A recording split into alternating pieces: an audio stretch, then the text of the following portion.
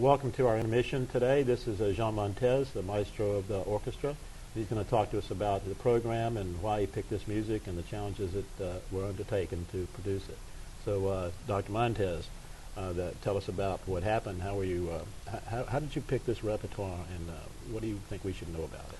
Great. Well, thanks a lot for having me, Professor Snyder. I have really this program kind of developed out of the concerto competition that we do annually for our students, and also the composition competition that we do annually for them. So this year we have two winners. One is a vocalist who will be doing the Saint-Saëns, Mon cœur sous votre voix. It's my heart basically open whenever your voice speak, or something like that. And then the other piece that we'll be presenting is the Rachmaninoff Piano Concerto No. 2 by one of the other winner, Adam Mayon. And we're also going to be presenting the premiere of this orchestral work composed by Julia Howell, who won the composition this year.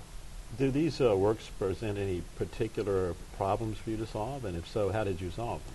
Yeah, of course. I mean, every piece of music is kind of a live organism that fluctuates and have its temperament, its character, and so on. So it's always kind of a work in progress, no matter how much we learn it. So in terms of challenges, basically working with a young group of musicians that in all facets, most of the time those works are first time that they've played them.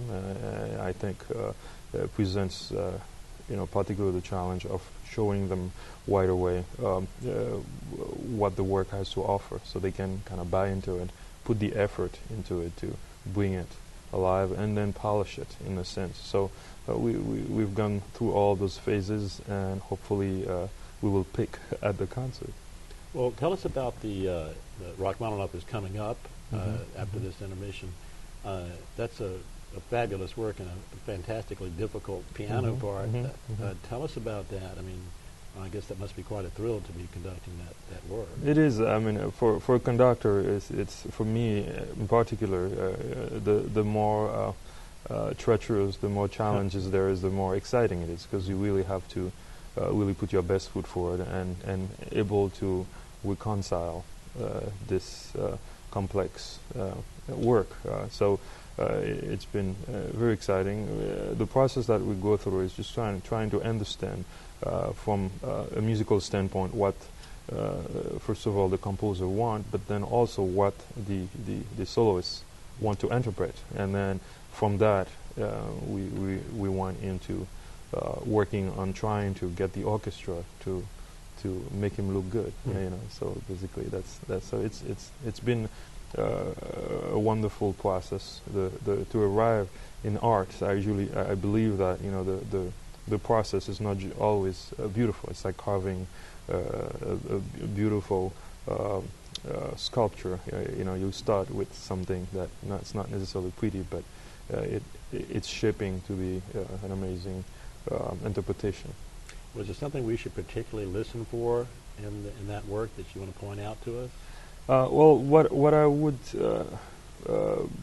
say is the most poignant point about this work is that Rachmaninoff wrote this work after he had basically gone through a good 2 years of not writing. He basically had a loss lost his mind. Basically, he had to work with a psychiatrist and a psychologist to really help him come back, and everyone thought he was done because he had a fiasco with this first symphony, which was not necessarily his fault. It was basically he was really shaken by the way that it was received, and especially because the way that the orchestra played it, it didn't seem like it did justice to it. So that really had an effect on him.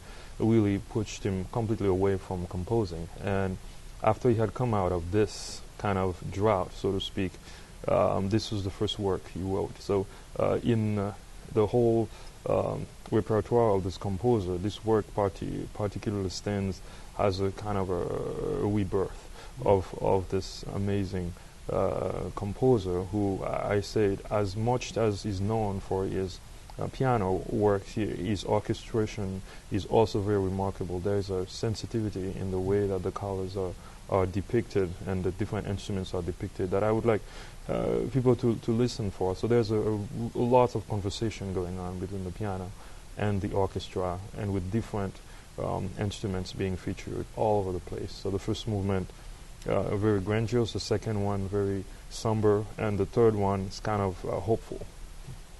Well, tell us about your soloist. I mean, you must be quite a player to be able to bring this off. Yeah, I was a very special young man. Adam is probably 18 years old at the most right now, and he has I would say a natural ability to connect with the piano in a way that is rarely seen at this age, and to be performing this work and willing to get into it, I think says a lot about the character of this young man, which I'm very delighted that he came here to study and that he's won this competition because I think we will see a lot from him coming forward, and we will always be able to say that we gave him a first shot with his orchestra, with this orchestra here. So I think it's an exciting time for the university, for him as a young man, and for the school in general, to be featuring such a talented and promising young musician. Well, you know you got to get back to work here, so thank you for joining us during this intermission, and we wish you luck with the second half of the concert, and thank you for joining us, and we'll see you after it's over. Thanks you. Thanks for having me. Thank you. That was nice. Get a 2-shot video. Just kind of like you're talking to each other. So, we didn't really talk too much about the Saint-Saëns, and where does that fit into his repertoire? The Saint-Saëns is part of the. So we got like 7 minutes. Yeah, Okay. great. Yeah, Great. that's good. As long as you guys have. Now you have to wear the same end to conduct in, because I've Oh no! Are you sure? They won't notice. They won't notice. We just put up the previously recorded. So maybe this summer we can do some other stuff. If you're planning your concerts for next year, Yes, we could do like a musical analysis, something Yes. more detailed. Yes, of each of them. Where you actually maybe we play some of the music Yes. and say this. Listen to this. You're directing it at Yeah. some younger people, but of course the older people don't know what they're coming to hear either. Yeah. For the most part, they're kind of uneducated. Yes. So I've always thought it was interesting to do